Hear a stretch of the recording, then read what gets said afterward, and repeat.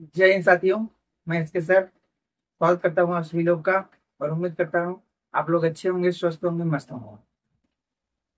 आज मैं आप लोग के लिए एक बेहतरीन टॉपिक लेके आया हूँ। ठीक है, जिस टॉपिक का नाम है टेंस। जिस टॉपिक का नाम क्या है? टेंस। आज हम लोग टेंस के बारे में पढ़ने वाले हैं, जो बेहद इंपॉर्टेंट टॉपिक है। हाँ, आप लोग जानते हैं कि ये टेंस जो है वो हर एक क्लास के लिए इम्पोर्टेंट है। हाँ, हर एक क्लास के लिए इम्पोर्टेंट है। छोटा बच्चा पढ़ना चाहे तो उसके लिए भी है, बड़े पढ़ने चाहे तो उसके लिए भी है, कंपटीशन की कोई तैयारी कर रहा है तो उसके लिए भी है। तो मतलब हर एक बच्चों के लिए ये जो है टेंस की क्लास है। ठीक है, टेंस की क्लास है। अभी हम लोग एक टेंस के बारे में सबसे पहले सीखेंगे। टेंस क्या है, टेंस कितने प्रकार के होते हैं। हाँ, हर एक प्रकार के कितने प्रकार होते हैं। तो हम लोग टेंस के एक एक टेंस, मतलब हर एक टेंस के कितने पार्ट होते हैं, सबका एक बढ़िया से पोस्टमार्टम करेंगे। ठीक है, टेंस का सबसे बढ़िया से पोस्टमार्टम है। टेंस मान यानी क्या? टेंस यानी कि काल। काल यानी कि समय। टेंस यानी काल, और काल यानी क्या? समय। काल यानी क्या? समय। देखिए, टेंस का जो संबंध होता है वो समय के साथ होता है। टेंस का जो संबंध होता है वो समय के साथ होता है। और टेंस, टेंस जैसे वर्ब, वर्ब भी होता है टेंस, वर्ब भी होता है टेंस होता है। जो वर्ब होता है, जो वर्ब होता है वही टेंस होता है। ठीक है, आगे बताएंगे कि वर्ब कैसे टेंस होता है। हाँ, एक एक वर्ब से आप लोग जान जाएंगे कि भैया ये कौन सा टेंस है, ये कौन सा टेंस है। ठीक है, तो सबसे पहले हम टेंस के बारे में जानेंगे। टेंस क्या है? हाँ, जैसे किसी भी वाक्य में, हमें आप से कोई भी वाक्य दिया गया हो, किसी भी वाक्य में क्रिया का वह रूप, किसी भी वाक्य में क्रिया का वह रूप जिससे पता चले कि कार्य किस समय में हो रहा है ना, कार्य का जो संबंध है वो किस समय से है। ठीक, जैसे कि कोई भी वाक्य, जैसे मैं लिख देता हूं, हाँ, राम आम खाता है। तो किसी भी वाक्य में, किसी भी वाक्य में क्रिया का वह रूप जिससे यह पता चले कि कार्य किस समय में हो रहा है। तो प्रेजेंट में हो रहा है कि जैसे ये आपका सेंटेंस, अगर राम आम खाता है, तो खाता है क्या है? हाँ, खाता है क्या है? यही है आपका, ये खाता है। हाँ, तो यही है आपका क्रिया। खाता है क्या है? खाता आपका क्या है? क्रिया। तो राम आम खा रहा है, तो किस समय में खा रहा है? ठीक है, प्रेजेंट में खा रहा है कि पास्ट में खा रहा है कि फ्यूचर में खा रहा है, मतलब वर्तमान में खा रहा है कि भूत में खा रहा है कि भविष्य में खा रहा है। ठीक है, इसी को बताने के लिए आ गया है टेंस। इसी को बताने के लिए क्या आ गया है? टेंस। मतलब क्रिया का वह रूप जिससे यह पता चले, जिससे यह पता चले कि कार्य किस समय में हो रहा है। ठीक है, कार्य किस समय में हो रहा है? कार्य वर्तमान काल में हो रहा है। ठीक है, वर्तमान काल में हो रहा है कि भूतकाल में हो रहा है कि भविष्य काल में हो रहा है। ठीक है, भविष्य काल में हो रहा है। तो मतलब किसी भी वाक्य में क्रिया का वह रूप जिससे यह पता चले कि कार्य किस समय में हो रहा है। ठीक है, कार्य किस समय में हो रहा है, उसी को टेंस कहते हैं। ठीक है, उसी को टेंस कहते हैं। और इससे हमें पता चलता है कि कार्य किस समय में हो रहा है, वर्तमान काल में हो रहा है, भूतकाल में हो रहा है, भविष्य काल में हो रहा है। ठीक है, तो इसी प्रकार से, तो इसी के आधार पे टेंस को तीन बराबर भागों में बांटा गया है। ठीक है, इसी प्रकार से टेंस को कितने बराबर भागों में बांटा गया है? तीन बराबर भागों में बांटा गया है टेंस को। हम लोग अब देखेंगे टेंस के प्रकार। ठीक है, टेंस को कितने बराबर भागों में बांटा गया है? तीन प्रकार से टेंस को क्या हुआ है? बांटा गया है। ठीक, टेंस को कितने बराबर भागों में? तीन बराबर भागों में बांटा गया है। ठीक, टेंस को कितने? तीन बराबर भागों में बांटा गया है। तो देखिए कौन कौन सा है। ठीक, टेंस का जो पहला भाग है इसे कहते हैं प्रेजेंट। ठीक, प्रेजेंट। सेकंड वाला जो है वो है आपका पास्ट। थर्ड वाला जो है आपका फ्यूचर। क्या है? फ्यूचर। तो देखिए टेंस को कितने भागों में बांटा गया है? तीन भागों में, प्रेजेंट टेंस, पास्ट टेंस और future tense. Present tense, past tense और फ्यूचर टेंस। प्रेजेंट टेंस को कितने भागों में बांटा गया है? ओ सॉरी, टेंस को कितने भागों में बांटा गया है? तीन, प्रेजेंट, पास्ट और फ्यूचर। प्रेजेंट, पास्ट और फ्यूचर। ठीक है, प्रेजेंट, पास्ट और फ्यूचर, इसको तीन भागों में बांटा गया है। और देखो, प्रत्येक के चार चार भेद हैं। मतलब प्रेजेंट के भी चार प्रकार हैं, पास्ट के भी चार प्रकार हैं और फ्यूचर के भी चार प्रकार हैं। ठीक है, मतलब प्रेजेंट के चार प्रकार हैं, पास्ट के चार प्रकार हैं और फ्यूचर के भी चार प्रकार हैं। ठीक है, मतलब कि मतलब हर एक टेंस के चार चार प्रकार हैं। तो कौन कौन से प्रकार हम लोग देखेंगे। ठीक है, तो प्रेजेंट टेंस को देखें, सबका सेम सेम ही है। ठीक है, जो प्रेजेंट का रहेगा वही पास्ट का भी रहेगा, वही क्या रहेगा, फ्यूचर का भी। बस इसके साथ प्रेजेंट लगा रहेगा, इसके पास साथ पास्ट लगा रहेगा, इसके साथ क्या लगा रहेगा, फ्यूचर लगेगा। तो देखिए ध्यान से, पहले वाला जो है present indefinite, present indefinite tense. ठीक, दूसरा वाला क्या है, कॉन्टिन्यूअस,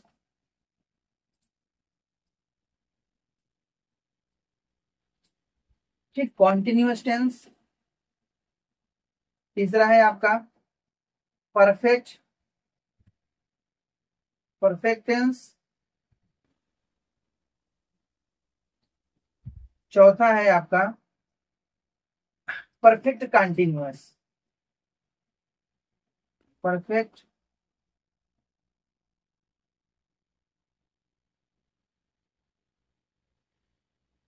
कॉन्टिन्यू, ठीक, कॉन्टिन्यूअस टेंस। एक दो तीन चार, एक दो तीन चार। पहला क्या है, प्रेजेंट इंडेफिनिट टेंस। दूसरा है प्रेजेंट कंटिन्यूअस टेंस। तीसरा है प्रेजेंट परफेक्ट टेंस। चौथा है present perfect continuous tense, present perfect continuous tense.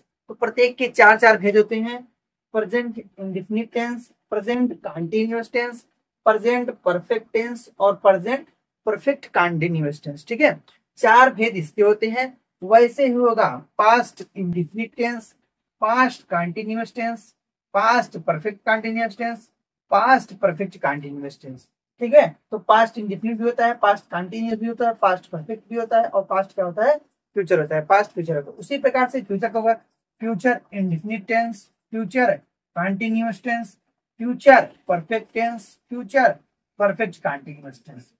ठीक है, फ्यूचर परफेक्ट कंटिन्यूअस टेंस। ठीक, तो प्रत्येक टेंस के जो होते हैं वो चार पार्ट होते हैं। प्रेजेंट के चार पार्ट हैं, पास्ट के चार पार्ट हैं और फ्यूचर के चार पार्ट हैं। ठीक है, फ्यूचर के चार मतलब चार इसके, चार इसके, चार इसके, मतलब हमको कुल 12 टेंस पढ़ना है। कितना टेंस पढ़ना है, 12 टेंस। ठीक है, प्रेजेंट कितने हैं, चार हैं। पास्ट कितने हैं, चार हैं। फ्यूचर कितने हैं, चार हैं। Present indefinite tense, present continuous tense, present perfect tense, present perfect continuous tense. उसी प्रकार से past indefinite, past continuous, past perfect, past perfect continuous, future indefinite, future continuous, future perfect, future perfect continuous. ठीक है, तो प्रत्येक चार चार हैं। ठीक है, तो इसके भी चार, इसके भी चार, इसके भी चार। तो इसको आप नोट कर लेंगे। ठीक है, अब हम लोग देखेंगे सहायक क्रिया के बारे में। मतलब प्रेजेंट में कौन सी सहायक क्रिया यूज की जाती है, सहायक क्रिया मतलब हेल्पिंग वर्ब। ठीक है, प्रेजेंट में कौन सी सहायक क्रिया यूज की जाती है, पास्ट में कौन सी सहायक क्रिया यूज की जाती है और फ्यूचर में कौन सी सहायक क्रिया प्रयोग करते हैं हम लोग, उसके बारे में हम लोग सीखेंगे। ठीक है, तो प्रेजेंट का सहायक क्रिया, पास्ट का सहायक क्रिया और फ्यूचर की सहायक क्रिया के बारे में हम लोग जानेंगे। ठीक है, देखो धीरे धीरे से हम लोग एक एक करके हम लोग धीरे धीरे से पूरा टेंस हम लोग खत्म कर देंगे। ठीक है, तो जितने भी नए हैं सबसे पहले चैनल को सब्सक्राइब कर लेंगे और वीडियो को ज्यादा ज्यादा मात्रा में शेयर करेंगे और लाइक करना तो बिल्कुल नहीं भूलना है। ठीक है, तो हम लोग सबसे पहले क्या देखेंगे, सहायक क्रिया के बारे में देखेंगे। ठीक है, सहायक क्रिया के बारे में देखेंगे। ठीक, इसको मिटा देते हैं, हाँ इसको रहने, इसको मिटा देते हैं। ठीक, इसको मिटा देते हैं। टेंस तीन प्रकार के होते हैं और आप लोग जान चुके हैं कौन कौन से हैं। ठीक है, और ये हो गया फ्यूचर। ठीक है, क्या हो गया, फ्यूचर। देखो जैसे देखो सहायक क्रिया होती क्या, सहायक क्रिया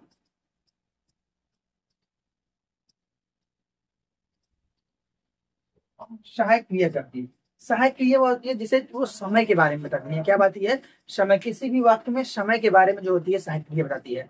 जैसे आ ता है, ती है, ते, मतलब जो भी है, is, am, are, was, were, जो भी है वो बताती है कि कौन सा समय है, प्रेजेंट है, पास्ट है कि फ्यूचर है। तो सहायक क्रिया किसके बारे में बताती है, किसी भी वाक्य में, किसी भी वाक्य में जो समय के बारे में बताती है वही सहायक क्रिया होती है। ठीक है, वही क्या होती है, सहायक क्रिया। सहायक क्रिया देखिए, प्रेजेंट का अलग होता है, प्रेजेंट का अलग होता है, पास्ट का अलग होता है और फ्यूचर का अलग होता है। ठीक है, फ्यूचर का अलग होता है, हर तीनों का अलग अलग होता है। प्रेजेंट का अलग होता है, पास्ट का अलग होता है और फ्यूचर का अलग होता है। तो तीनों का अलग अलग क्या होता है, टेंस होता है। ठीक है, देखो तीनों का अलग अलग। अब देखो प्रेजेंट का कौन कौन सी सहायक क्रिया होती है, प्रेजेंट में कौन कौन सी सहायक क्रिया होती है उसके बारे में हम लोग देखेंगे। ठीक है, प्रेजेंट में देखो, प्रेजेंट में होता है सबसे पहले होता है डू या डैश।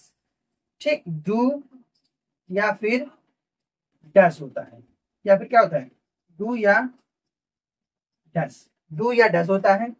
नेक्स्ट में होता है इज होता है, एम होता है, आर होता है। ठीक, नेक्स्ट क्या होता है, इज होता है, एम होता है और आर होता है। और क्या होता है, हैज होते हैं और हैव होते हैं। ठीक, हैज हैव होते हैं और होता है हैज बीन होता है, हैव बीन होता है। ठीक, तो देखो प्रेजेंट के कौन कौन से सहायक क्रिया हैं, डू और डज है, इज एम आर है, ठीक, हैज हैव है, हैज बीन हैव बीन है। ठीक, नेक्स्ट पास्ट का देखो, पास्ट का हम लोग देखेंगे, पास्ट का है आपका डिड है, क्या है, डिड है, उसके बाद है वाज, उसके बाद है वर, ठीक, उसके बाद है आपका हैड, क्या है, हैड, उसके बाद क्या है, हैड, उसके बाद क्या है, हैड बीन। ठीक, डिड है, वाज है, वर है, हैड है, हैड बीन है। ठीक है, पास्ट के कितने हैं, डिड, वाज, वर, हैड और हैड बीन। उसी प्रकार से फ्यूचर का देखो, फ्यूचर का है विल है, ठीक है, विल है, सेल है, ठीक, विल है, सेल है, उसके बाद विल भी है, शैल भी है। ठीक, विल है, शैल है, विल बी, सेल भी, उसके बाद है will have, will will have है, शैल हैव है, ठीक, उसके बाद है will have been, shall have been, shall have been. तो ये है प्रेजेंट, पास्ट और फ्यूचर, प्रेजेंट, पास्ट और फ्यूचर टेंस के बारे में। ठीक है, प्रेजेंट, पास्ट और फ्यूचर, प्रेजेंट, पास्ट और फ्यूचर टेंस की सहायक क्रिया इसमें बताती हैं, किसमें प्रेजेंट का सहायक क्रिया है, किसमें पास्ट की सहायक क्रिया है और किसमें फ्यूचर की सहायक क्रिया है। ठीक है, किसमें फ्यूचर की सहायक क्रिया है। ठीक, कितना समझ में आया, जिसमें प्रेजेंट क्या है, डू और डज है, इज एम आर है, हैज हैव है, हैज बीन हैव बीन है। ठीक, नेक्स्ट है आपका डिड है, वाज वर है, है, हैड बीन है, हैड बीन है। नेक्स्ट फ्यूचर में क्या है, विल सेल है, विल बी सेल भी है, विल हैव शैल हैव है, विल हैव शैल हैव है, विल हैव बीन और शैल हैव बीन है, विल हैव बीन और शैल हैव बीन। तो ये जो टोटल सहायक क्रिया है, ये क्या है, टोटल सहायक क्रिया है जिसे आपको समझना है। अब देखो ध्यान से, अब इसके 4 पार्ट हैं, इसके भी 4 पार्ट हैं, इसके भी 4 पार्ट हैं, चारों पार्ट के सहायक क्रिया इसमें है। ठीक है, कौन सा इंडेफिनिट का है, कौन सा कंटिन्यूअस का है, कौन सा परफेक्ट का है, कौन सा परफेक्ट कंटिन्यूअस का है, हम लोग धीरे धीरे इसको सीख लेंगे कि कौन सी सहायक क्रिया इंडेफिनिट में प्रयोग होती है, कौन सी सहायक क्रिया कंटिन्यूअस में प्रयोग होती है, कौन सी सहायक क्रिया परफेक्ट में प्रयोग होती है, ठीक है, और कौन सी सहायक क्रिया परफेक्ट कंटिन्यूअस में प्रयोग होती है। ठीक है, तो इसको आप लोग नोट कर लेंगे क्योंकि वो है इंपॉर्टेंट है। ठीक है, अब हम लोग आगे पढ़ेंगे प्रेजेंट इंडेफिनिट टेंस के बारे में। किसके बारे में पढ़ेंगे, प्रेजेंट इंडेफिनिट टेंस के बारे में हम लोग पढ़ेंगे। ठीक है, प्रेजेंट इंडेफिनिट टेंस के बारे में हम लोग पढ़ेंगे। इसको लिख लीजिए आप, इस समय के बारे में, सहायक क्रिया जो है समय के बारे में बताती है। ठीक है, किसके बारे में बताती है, समय के बारे में। जो सहायक क्रिया होती है हमारी किसके बारे में बताती है, समय के बारे में बताती है। ठीक है, तो इसको आप लिख लीजिए, प्रेजेंट, पास्ट, फ्यूचर सबके सहायक क्रियाएं हैं, वो आप लोग लिख लीजिए। अब हम लोग चलेंगे प्रेजेंट इंडेफिनिट टेंस के बारे में पढ़ेंगे। ठीक है, क्या पढ़ेंगे, सबसे पहले प्रेजेंट इंडेफिनिट टेंस पढ़ेंगे, उसके बाद कंटीन्यूअस, उसके बाद परफेक्ट, उसके बाद परफेक्ट कंटीन्यूअस। इसे एक एक करके हम लोग पास्ट प्रेजेंट खत्म कर देंगे, पास्ट खत्म कर देंगे और फ्यूचर को भी खत्म कर देंगे। ठीक है, प्रेजेंट को खत्म कर देंगे, पास्ट को खत्म कर देंगे और क्या कर देंगे, फ्यूचर को खत्म कर देंगे। ठीक, प्रेजेंट इंडेफिनिट टेंस, ठीक, प्रेजेंट इंडेफिनिट टेंस, ठीक, present indefinite tense. Present indefinite tense क्या होता है? देखिए सबसे पहले प्रेजेंट इंडेफिनिट टेंस के बारे में जानो। प्रेजेंट इंडेफिनिट टेंस होता क्या है? देखिए जैसे किसी भी वाक्य में, किसी भी वाक्य में जब ना तो कार्य कब शुरू हुआ है, ना तो कार्य कब शुरू हुआ है, और ना ही ये पता चले कि कार्य कब खत्म हो गया। समझ रहे हैं आप लोग? जैसे कोई भी सेंटेंस है, जब तक उसमें न कार्य का शुरुआत और न कार्य का अंत पता चलता है ना, वही है। यानी कि किसी भी वाक्य में, किसी भी वाक्य में, किसी भी वाक्य में कार्य का शुरू होना और कार्य का खत्म होना दोनों जब पता नहीं होता है, वही होता है present indefinite tense. Present indefinite tense जिसको कहते हैं सामान्य, सामान्य वर्तमान काल, सामान्य वर्तमान काल कहते हैं, या फिर कहते हैं अनिश्चित वर्तमान काल। क्या फिर कहते हैं? अनिश्चित, अनिश्चित वर्तमान काल, ठीक है। अनिश्चित वर्तमान काल मतलब प्रेजेंट इंडेफिनिट टेंस निश्चित वर्तमान काल या फिर अनिश्चित वर्तमान काल। प्रेजेंट इंडेफिनिट टेंस होता क्या है? जिसमें किसी भी काल का न शुरू न अंत न ही प्रारंभ के बारे में पता चलता है, वही होता है प्रेजेंट इंडेफिनिट टेंस। वही क्या होता है? प्रेजेंट इंडेफिनिट टेंस, ठीक है। किसी भी वाक्य में न तो उसका शुरुआत और न ही अंत के बारे में पता चलता है, वही होता है प्रेजेंट इंडेफिनिट टेंस। वही होता है क्या? प्रेजेंट इंडेफिनिट टेंस, ठीक है। इतना समझ में आया? ठीक। अब हम लोग सीखेंगे रूल के बारे में। हम लोग किसके बारे में सीखेंगे? रूल के बारे में। देखो एक एक पॉइंट हम लोग चलेंगे, सीधे एक एक सीढ़ी, ऐसे डायरेक्ट हम लोग नहीं, मतलब कोई वाक्य दे दिए उसको चलो ये बनाओ, सब्जेक्ट है, ये वर्ब है, अभी आप लोग ना, तो एक एक करके हम लोग जब सीखेंगे ना, तो आराम से लास्ट में ऐसे कोई भी सेंटेंस आएगा, कोई भी वाक्य आएगा, आराम से फटाक से बना देंगे उसको, तब बड़ा मजा आता है, ठीक है। तो कब तब गया था, बड़ा मजा आता है, ठीक। अब हम लोग सीखेंगे रूल, सीखेंगे रूल। किसके सीखेंगे? प्रेजेंट के रूल सीखेंगे हम लोग, ठीक है। किसके रूल सीखेंगे? प्रेजेंट के रूल के बारे में सीखेंगे हम लोग, प्रेजेंट रूल के बारे में सीखेंगे। देखो ध्यान से, प्रेजेंट इंडेफिनिट टेंस का रूल, हाँ indefinite tense, INDEFINIT indefinite tense rule. Rule किसका है? Present indefinite tense. देखो इसमें तो एक साधारण होता है, ठीक है, अफर्मेटिव सेंटेंस से क्या होता है? हाँ, अफर्मेटिव सेंटेंस, अफर्मेटिव सेंटेंस हो गया। दूसरा होता है इसमें निगेटिव होता है। क्या होता है इसमें? दूसरा होता है जो निगेटिव होता है, निगेटिव सेंटेंस होता है। तीसरा जो होता है इंट्रोगेटिव होता है, इंट्रोगेटिव सेंटेंस होता है। और चौथा जो होता है इंट्रोगेटिव निगेटिव दोनों होता है, इंट्रोगेटिव, ठीक है, और निगेटिव दोनों होता है। देखो ध्यान से, एक होता है अफर्मेटिव सेंटेंस, सकारात्मक वाक्य, एक होता है निगेटिव, नकारात्मक वाक्य, एक होता है इंट्रोगेटिव सेंटेंस, इंट्रोगेटिव मतलब क्या होता है? प्रश्नवाचक वाक्य। एक होता है interrogative negative sentence, interrogative negative sentence मतलब प्रश्नवाचक और नकारात्मक दोनों रहेगा, मतलब उसमें प्रश्न भी किए जाएंगे और आपको ना शब्द का भी प्रयोग मिलेगा ना, प्रश्न भी किए जाएंगे और ना शब्द का भी प्रयोग मिलेगा। जैसे वह काम क्यों नहीं कर रहा है, वह काम क्यों नहीं कर रहा है, ठीक है, वह काम क्यों नहीं कर रहा है। तो affirmative sentence, negative sentence, interrogative sentence और interrogative negative sentence, interrogative negative sentence. तो ये चार सेंटेंस हैं, इनके रूल के बारे में हम लोग ठीक है, चार रूल है, चारों रूल के बारे में हम लोग जान लेंगे, ठीक। देखो ध्यान से, अफर्मेटिव सेंटेंस का रूल क्या है? अफर्मेटिव सेंटेंस का जो रूल है वो है सब्जेक्ट, ठीक, सब्जेक्ट है। उसके बाद V1 है, वर्ब है, ये आपका वर्ब है, और इसी के साथ में है, वर्ब के साथ V1 है, या फिर V1 के साथ प्लस में लिखते हैं इसको, प्लस यस या यस।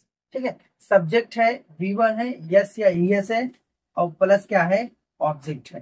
प्लस क्या है, ऑब्जेक्ट है। ठीक, सब्जेक्ट है V1, V1 के साथ में प्लस, प्लस में यस या यस लगेगा, और क्या है, ऑब्जेक्ट है। और क्या है, ऑब्जेक्ट है। नेक्स्ट निगेटिव का क्या होगा, सब्जेक्ट होगा, ठीक है, सब्जेक्ट होगा, डू या डज होगा, ठीक, डू या डज होगा, प्लस में क्या होगा, नॉट होगा। सब्जेक्ट डू और does plus not, plus V1 होगा, ठीक, प्लस ऑब्जेक्ट होगा, प्लस क्या होगा, ऑब्जेक्ट। ठीक है, हम लोग इसके बारे में जान लेंगे, V1 क्या है, V2 क्या है, V3 क्या है, V4 क्या है, V5 क्या है। ठीक है, इन सब के बारे में लोग जल्दी जान जाएंगे अभी। तो अभी जो रूल सिखाया जा रहा है आप लोग उस सिर्फ रूल लिख लीजिए। ठीक है, जब हम लोग सेंटेंस की कोई शुरुआत करेंगे तो उसमें आपको V1, V2, V3, V4 सब के बारे में पता जाएगा। ठीक है, इंट्रोगेटिव सेंटेंस का रूल क्या है, इसमें होगा सब्जेक्ट होगा, सॉरी सब्जेक्ट नहीं, पहले इंट्रोगेटिव क्या होगा, डू, डू और डज, डू और डज होगा, प्लस सब्जेक्ट होगा, प्लस V1 होगा, प्लस ऑब्जेक्ट होगा। ठीक है, प्लस क्या होगा, ऑब्जेक्ट। देखो डू और डज होगा, सब्जेक्ट होगा, V1 होगा, प्लस क्या हो गया, ऑब्जेक्ट हो गया। ठीक है, प्लस क्या हो गया, ऑब्जेक्ट। नेक्स्ट है आपका इंट्रोगेटिव सेंटेंस। इंट्रोगेटिव क्या होगा, इंट्रोगेटिव निगेटिव। ठीक है, इंट्रोगेटिव निगेटिव। अब देखो इसको कैसे बनाएंगे, सबसे पहले लिखेंगे डू और डज। क्या लिखेंगे, डू और डज। ठीक, उसके बाद प्लस लिखेंगे सब्जेक्ट, प्लस लिखेंगे नॉट, प्लस लिखेंगे क्या, नॉट लिखेंगे, प्लस लिखेंगे V1 लिखेंगे, और प्लस क्या लिखेंगे, ऑब्जेक्ट लिखेंगे। प्लस क्या लिखेंगे, ऑब्जेक्ट। देखो क्या लिखेंगे हम लोग, सबसे पहले डू और डज लिखेंगे, उसके बाद सब्जेक्ट लिखेंगे, उसके बाद नॉट लिखेंगे, उसके बाद V1 लिखेंगे, उसके बाद ऑब्जेक्ट लिखेंगे। लेकिन थोड़ा सा आप लोग एक चीज और ध्यान रखिए, जब कोई भी वर्ड अगर WH से शुरू हो, कोई भी सेंटेंस अगर WH वर्ड से शुरू हो, जैसे वाई हो गया, वेन हो गया, हु हो गया, अगर WH वर्ड से स्टार्ट हो, ठीक है, WH वर्ड से स्टार्ट, ठीक, अगर WH वर्ड से स्टार्ट हो तो हम लोग उसको थोड़ा सा ना अलग बना देंगे। ठीक, देखो ध्यान से, सबसे पहले WH वर्ड, सबसे पहले WH वर्ड, फिर प्लस में डू या फिर डज, डू या डज, फिर प्लस में क्या, सब्जेक्ट, प्लस में क्या, सब्जेक्ट, और प्लस में क्या, नॉट, प्लस में क्या, V1, प्लस में क्या, ऑब्जेक्ट, प्लस में क्या, ऑब्जेक्ट। देखो WH वर्ड से जब शुरू होगा, जैसे वह खाना क्यों नहीं खा रहा है, ठीक है, तो जब अंग्रेजी में सबसे पहले WH वर्ड आएगा, और इसको जानते हैं आप लोग क्या से इसका सेंटेंस का शुरुआत होगा। ठीक, तो जब WH वर्ड से स्टार्ट होगा तो सबसे पहले WH वर्ड आएगा, ठीक है, उसके बाद प्लस में क्या आएगा, डू और डज, डू या डज आएगा, प्लस में आएगा सब्जेक्ट, प्लस में क्या आएगा, सब्जेक्ट। ठीक, नेक्स्ट में क्या आएगा, नॉट आएगा, फिर आएगा V1 आएगा, फिर आएगा ऑब्जेक्ट आएगा, फिर क्या आएगा, ऑब्जेक्ट। तो इतने सब जो हैं, देखो जैसे ये है, अगर इसमें भी जैसे ये निगेटिव तो है नहीं, अगर इसको निगेटिव नहीं, ये हां से ये हटा देंगे ना, तो ये भी इसका बन जाएगा। ठीक है, इंट्रोगेटिव का, जैसे उसमें भी अगर बीच में WH वर्ड से शुरुआत हो जा रहा है तब, ठीक है, अगर WH वर्ड से शुरुआत हो जा रहा है तब हम लोग कैसे करेंगे। ठीक, तो इन सब के बारे में हम लोग सीखे। ठीक है, तो देखो निगेटिव सेंटेंस, अफर्मेटिव सेंटेंस का जो रूल है, सब्जेक्ट है, प्लस V1 है, प्लस यस या यस है, प्लस ऑब्जेक्ट है। नेगेटिव सेंटेंस में सब्जेक्ट है, डू और डज है, प्लस नॉट है, प्लस V1 है, प्लस ऑब्जेक्ट है। इंट्रोगेटिव सेंटेंस में डू और डज सब्जेक्ट है, प्लस V1 है, प्लस आपका ऑब्जेक्ट है। ठीक, नेक्स्ट है इंट्रोगेटिव, इंट्रोगेटिव निगेटिव का है, डू और डज प्लस सब्जेक्ट है, प्लस नॉट है, प्लस V1 है, प्लस क्या है, ऑब्जेक्ट है। नेक्स्ट है आपका, अगर WH वर्ड से स्टार्ट हो रहा है तब क्या करेंगे, WH वर्ड होगा, डू और डज होगा, ठीक है, डू या डज में से एक होगा, ठीक है, ये ऑब्लिक का चिन्ह है, इसका मतलब दोनों में से कोई एक, दोनों में से कोई एक, ठीक है। उसके बाद सब्जेक्ट होगा, उसके बाद नॉट होगा, उसके बाद गिवन होगा, उसके बाद क्या होगा, ऑब्जेक्ट होगा, ठीक है, उसके बाद क्या होगा, ऑब्जेक्ट होगा। तो ये 4 रूल हैं जो हम लोग इंडेफिनिट में पढ़ेंगे, यही कंटिन्यूस में ऐसे मतलब लगातार चलता रहेगा। तो ये जो 4 रूल हैं, ठीक है, ये इंडेफिनिट के रूल है, क्या है, इंडेफिनिट के रूल है, ठीक, ये क्या है भैया, इंडेफिनिट के रूल है। तो उम्मीद है आप लोग को बढ़िया से समझ में आ गया होगा ये, ठीक है। अब हम लोग सीधे सीधे आप लोग टॉपिक पे चलेंगे। सबसे पहले हम लोग समझेंगे V1 V2, V1 क्या है, V2 क्या है, V4 क्या है, V3 क्या है, ठीक है, इन सब के बारे में हम लोग सीखेंगे, ठीक। सबसे पहले हम लोग V1 V2 के बारे में सीखेंगे, उसके बाद एक एक सेंटेंस बना देंगे, ठीक है भैया, एक एक सेंटेंस बना देंगे, आपका इंडेफिनिट टेंस क्या हो जाएगा, खत्म हो जाएगा। हाँ, प्रेजेंट इंडेफिनिट टेंस क्या होगा आपका, खत्म हो जाएगा, ठीक है, समझ में आ रहा है ना, प्रेजेंट इंडेफिनिट टेंस क्या होगा आपका, खत्म हो जाएगा, ठीक। अब देखो ध्यान से, अब जैसे कोई भी सेंटेंस अगर आपको बनाना है, कोई भी सेंटेंस अगर आपको बनाना है, ठीक है, कोई भी सेंटेंस अगर आपको बनाना है तो उसमें कुछ चीजें सीखनी पड़ेंगी आपको ना, कुछ चीजें आपको सीखने में, देखिए ध्यान से, जैसे किसी भी सेंटेंस में होता है, एक सब्जेक्ट होता है, वर्ब होता है, ठीक है, और प्लस क्या होता है, ऑब्जेक्ट होता है, सब्जेक्ट होता है, वर्ब होता है और ऑब्जेक्ट होता है, ठीक है। देखो ध्यान से, सब्जेक्ट, सबसे पहले हम लोग सब्जेक्ट के बारे में सीखेंगे, किसके बारे में सीखेंगे, सब्जेक्ट के बारे में। देखो सब्जेक्ट होता है 2 प्रकार से होता है, सब्जेक्ट कितने प्रकार से होता है, 2 प्रकार से होता है, पहला प्रकार और दूसरा प्रकार।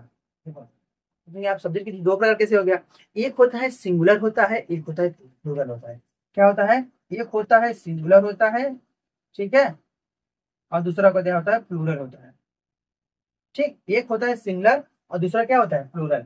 अब देखो सब्जेक्ट सिंगुलर भी होते हैं, प्लूरल होते हैं, ठीक है, सब्जेक्ट जो होते हैं सिंगुलर होते हैं, वो क्या होते हैं, प्लूरल होते हैं, ठीक। अब देखो सिंगुलर सब्जेक्ट कौन से होते हैं, जैसे ही हो गया, ही माने वह, सी हो गया, ठीक, ही हो गया, सी हो गया, ठीक, ही हो गया आपका, सी हो गया, सिंगुलर में ही सी हो गया, उसके बाद इट हो गया, ठीक, उसके बाद कोई नाम ना, उसके बाद क्या, कोई नियम, जैसे राम हो गया, ठीक, श्याम हो गया, ठीक, मोहन हो गया, या फिर कह सकते हैं गीता हो गई, सीता हो गई, रीता हो गई, ठीक। तो जैसे सिंगुलर शब्द में क्या होता है, सिंगुलर में चाहे कोई ही हो, सी हो, इट हो, या फिर कोई हो क्या, कोई हो नाम, जैसे राम हो गया, श्याम हो गया, मोहन हो गया, रीता हो गई, सीता हो गई और गीता हो गई, ठीक है, गीता सीता रीता में से कोई एक नाम हो जाए, चाहे ही सी इट हो जाए, ही सी इट हो जाए, ठीक है, ही सी क्या हो जाए, इट हो जाए। तो ये है सिंगुलर। और प्लूरल क्या है, प्लूरल में है भैया, प्लूरल में है आई है, यू है, वी है, दे है, ठीक है, आई है, यू है, वी है, दे है, या फिर कोई 2 नाम हो, जैसे हो राम एंड श्याम, राम एंड, ठीक,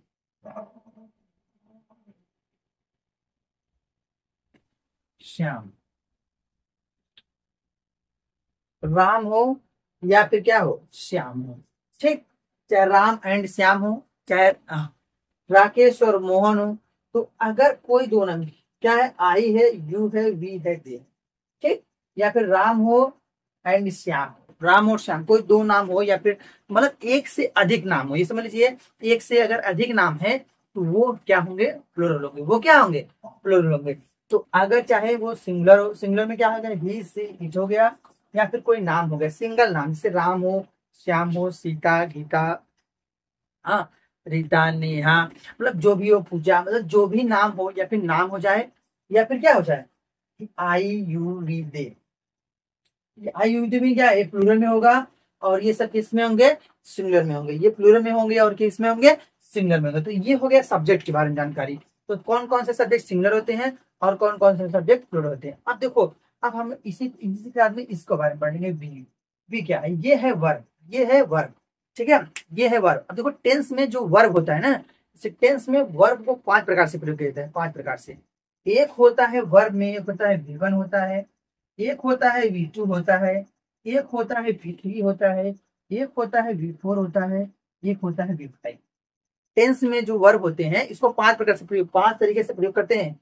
V1 के रूप में प्रयोग करते हैं, V2 के रूप में प्रयोग करते हैं, V3 के रूप में प्रयोग करते हैं, V4 के रूप में प्रयोग करते हैं, V5 के रूप में प्रयोग करते हैं। ठीक है, समझ में आ रहा है ना? V1 V2 V3 V4 V5 अभी समझ में आ गया। एक मिनट, जैसे देखो जैसे जैसे हम लोग गो जानते हैं, गो मीन्स क्या होता है? जाना। तो जो गो होता है वो हमारा V1 होता है। अभी आप लोग जैसे कोई नॉर्मल सा बुक लेंगे ना, उसमें थर्ड फॉर्म तक दिया होता है, V1 होता है, V2 होता है, V3 होता है। हाँ, जैसे कहेंगे वर्ब का थर्ड फॉर्म है, ये वर्ब का सेकंड फॉर्म है, वही सेकंड है, वही V2 मतलब सेकंड, V1 मतलब फर्स्ट फॉर्म और V3 मतलब थर्ड फॉर्म वही है, V4 मतलब फोर्थ फॉर्म, V5 मतलब फिफ्थ फॉर्म। ठीक, तो ये गो हो गया। गो का सेकंड रूप क्या होता है? वेंट होता है। गो का सेकंड रूप क्या होता है? वेंट होता है। गो का सेकंड रूप क्या होता है? वेंट होता है। और गो का थर्ड रूप क्या होता है? गॉन होता है। गो का थर्ड रूप क्या होता है? गॉन होता है। और गो का फिफ्थ रूप क्या हो, फोर्थ रूप क्या होता है? गोइंग होता है। क्या होता है? गोइंग होता है। क्या होता है? गोइंग। ठीक, गो का फोर्थ रूप क्या होता है? गोइंग होता है। और फिफ्थ फॉर्म हो जाएगा, क्या हो जाएगा? गोज हो जाएगा। क्या आपका हो जाएगा? गोज। ठीक है, से गो हो गया, वेंट हो गया, गॉन हो गया। Go went gone going goes. तो यही है V5, यही है V4। जिसे हम लोग जानते तो थे, लेकिन ये नहीं पता था कि ये V4 है और ये क्या है? V5 है। हम लोग इन तीनों के बारे में हम लोग जानते थे, इन तीनों के बारे में हम लोग बहुत अच्छी तरह से जानते थे कि कौन सा V1 होता है, कौन सा V2 होता है, कौन सा V3 होता है, कौन सा V4 होता है, कौन सा V5 होता है। ठीक है, तो हम लोग V1 V2 V3 के बारे में जानते थे। आज हम लोग पांचों के बारे में जान गए कि 5 दो जो छूटे थे, जानते तो थे लेकिन उनका ये नहीं था कि ये V4 है, ये V5 है। ठीक है, तो V1 गो हो गया, V2 वेंट हो गया, V3 गॉन हो गया, V4 क्या हो गया? ING गोइंग हो गया। और मतलब ये समझिए V1 के साथ में अगर ING लग जाएगा तो वही हो गया, क्या हो गया? V4 हो गया। अगर V1 के साथ में यस या ES जुड़ जाता है वही क्या हो जाता है? यस जुड़ जाए चाहे ES जुड़ जाता है वही होता है V5 होता है। ठीक, तो ये होते हैं वर्ब। ऑब्जेक्ट के बारे में जानते हैं आप लोग। हाँ, ऑब्जेक्ट के बारे में कुछ बताना है नहीं, ऑब्जेक्ट जो भी है वैसे आप लोग रख लेंगे। ठीक, अब देखो ध्यान से, सिंगुलर और प्लूरल और वर्ब। ठीक है, अब देखो जैसे प्रेजेंट इंडेफिनिट हम लोग लगाए जब अफर्मेटिव सेंटेंस हो। ठीक है, अफर्मेटिव सेंटेंस से हम लोग शुरुआत करेंगे। तो ये देखो, इधर जब तक निगेटिव का सेंटेंस की शुरुआत नहीं होगी, मतलब एकदम नॉर्मल होगा, जब तक निगेटिव सेंटेंस की शुरुआत नहीं की है, तो ही सी इट के साथ में हम लोग यस V1 के साथ में यस या ES का प्रयोग करते हैं। V1 के साथ में यस या ES का प्रयोग करते हैं और इसके साथ हमेशा रहे क्या? V1 लगेगा। हाँ, जब अफर्मेटिव सेंटेंस हो, मतलब सकारात्मक वाक्य हो, मतलब निगेटिव प्रश्नवाचक चिन्ह का प्रयोग नहीं किया गया हो, तब हम लोग, क्योंकि हम जो रूल पहले रूल लिखा है अफर्मेटिव सेंटेंस का, अफर्मेटिव सेंटेंस का पहले रूल क्या है? यस है, सब्जेक्ट है, V1 है प्लस यस या ES है और प्लस क्या है? ऑब्जेक्ट है। प्लस क्या है? ऑब्जेक्ट। यही लिखाए हैं, सब्जेक्ट है, V1 है, यस या ES है। अगर सब्जेक्ट आपका सिंगुलर रहेगा तो V1 के साथ में यस या ES लगेगा। V1 के साथ में क्या लगेगा? यस या ES लगेगा। अगर सब्जेक्ट हमारा प्लूरल है तो डायरेक्ट हम लोग V1 रख देंगे। डायरेक्ट हम लोग क्या रख देंगे? V1 रख देंगे। ठीक है, देखो हम लोग अगर V1 अगर सिंगुलर है तो V1 के साथ में यस या ES रख देंगे। ठीक, V1 के साथ में यस या ES रख देंगे। और अगर आपका प्लूरल है तो डायरेक्ट V1 रखेंगे। डायरेक्ट क्या रखेंगे? V1 रखेंगे। ठीक है, तो इतना समझ में आया? डायरेक्ट क्या रखेंगे? V1। समझ में आ रहा है ना? तो मतलब अगर सिंगुलर रहेगा तो V1 के साथ में यस या ES। यहाँ पर अगर सिंगुलर है तो V1 के साथ यस या ES लगेगा और प्लूरल है तो केवल क्या लगेगा? V1 लगेगा। केवल क्या लगेगा? V1 लगेगा। यस या ES की जरूरत हमको नहीं पड़ने वाली है। यस या ES की जरूरत हम लोग को नहीं पड़ने वाली। समझ में आ गया ना? समझ में आया? V1 प्लस में यस या ES, मतलब यस या ES कब लगेगा? जब हमारा रहेगा सिंगुलर रहेगा, और जब प्लूरल रहेगा तो हमको यस या ES लगाने की जरूरत नहीं है। तो इतनी चीज समझ में आई भैया? इतनी चीज समझ में आएगी नहीं आएगी? ठीक है, ठीक। तो अगर भाई ये वीडियो समझ में आ रहा है तो आप लोग को टॉपिक समझ में आ रहा है, हर एक का जो पोस्टमार्टम हो रहा है अगर वो समझ में आ रहा है तो फटाफट वीडियो को लाइक और चैनल को सब्सक्राइब कर लीजिए, क्योंकि देर मत कीजिए। ये आपका भाई रोज वीडियो लेके आएगा, आपको टेंस पूरा सिखाएगा, ऐसे ऐसे हर एक चीज पूरा सिखाएगा। ठीक है, तो सबसे पहले वीडियो को लाइक और चैनल को सब्सक्राइब और शेयर करना मत भूलिएगा। ठीक, तो अब हम लोग पढ़ने वाले हैं प्रेजेंट इंडेफिनिट टेंस। हाँ ठीक है, एक एक हम लोग पहले लिखिए। सबसे पहले तो पूरा टेंस के बारे में हम लोग जाने, जो समय के बारे में बताता है। ठीक, उस जो समय के बारे में बताता है उसी हिसाब से टेंस को 3 भागों में बांटा गया, प्रेजेंट, पास्ट और फ्यूचर।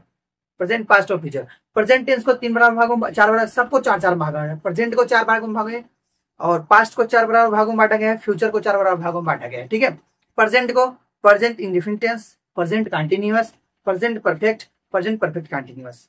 ठीक है, past indefinite, past continuous, past perfect, past perfect continuous. उसे future indefinite, future continuous, future perfect और फ्यूचर परफेक्ट कंटिन्यूअस। ठीक है, उसके बाद हम लोग सीखे प्रेजेंट इंडेफिनिट के बारे में।